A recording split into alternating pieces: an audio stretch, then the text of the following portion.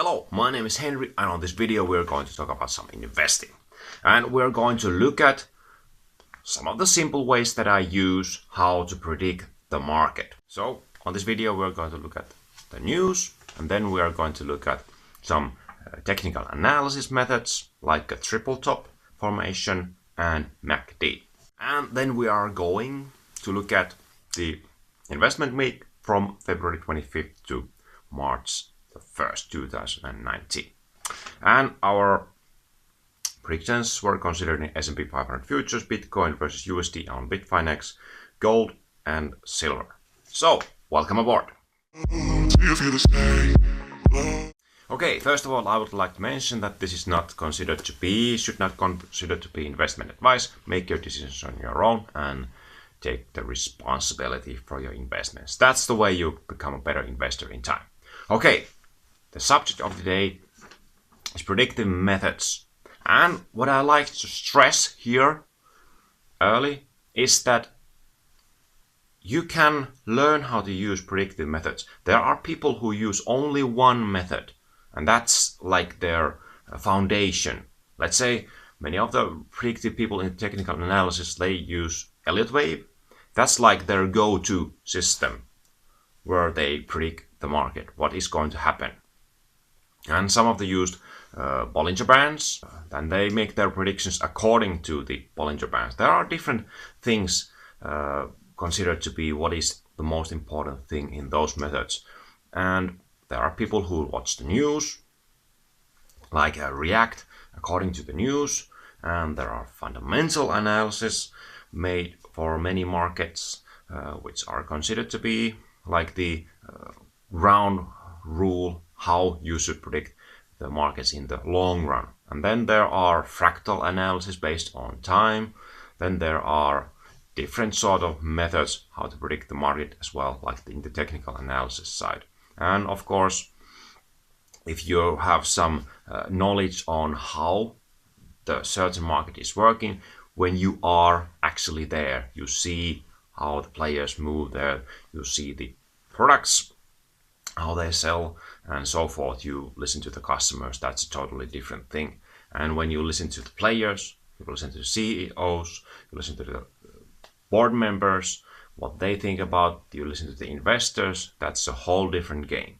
But usually if you pick just one and be very good at it, but then when you use different methods, like in this analysis, I made this analysis based on, there was some news about the expenses of the Eurozone, and okay, I was like, okay, this is the news that hit the market because it stresses the market.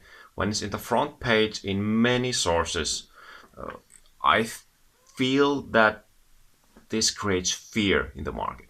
But this does not alone create the downturn in the market. No, not just one, but because you need different sources that tell the same thing. In my mind, I think that in different sources, which all direct to the same direction.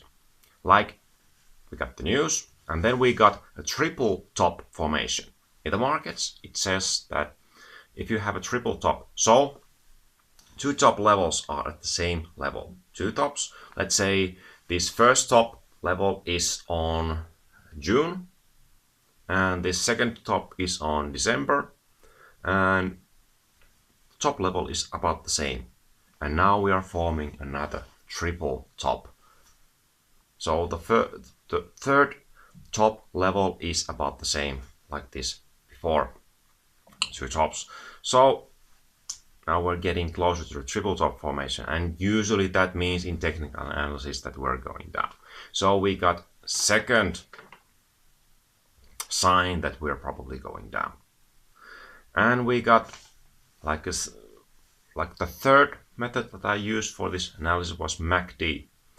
And there's a method called divergence, how you look at divergence.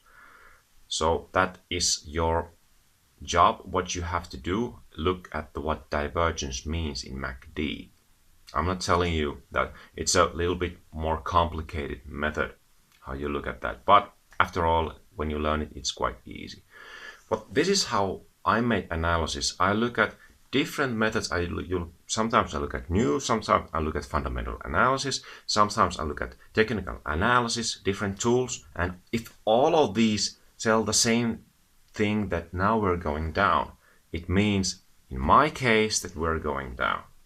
That's how I make my analysis. And making this analysis for this week was a little bit easier because of these formations and these news.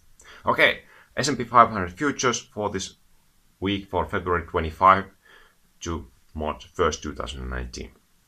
S&P 500 futures, I predicted that early week we have a top formation and then we'd go down to 2,765.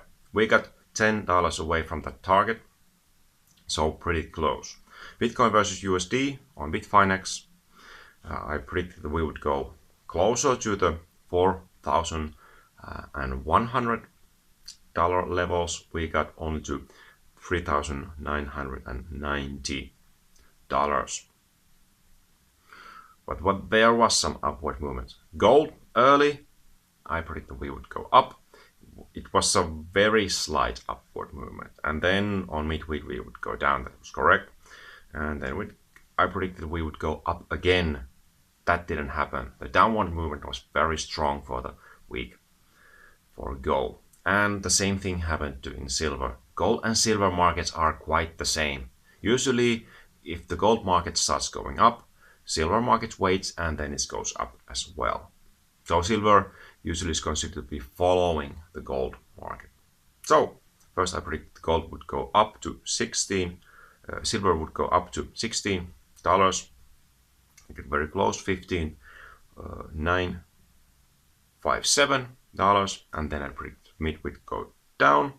It did, and then I predicted it would go up for the later week, but that didn't happen. So it was same as the gold. So the hit rate for this week was about 65.8%.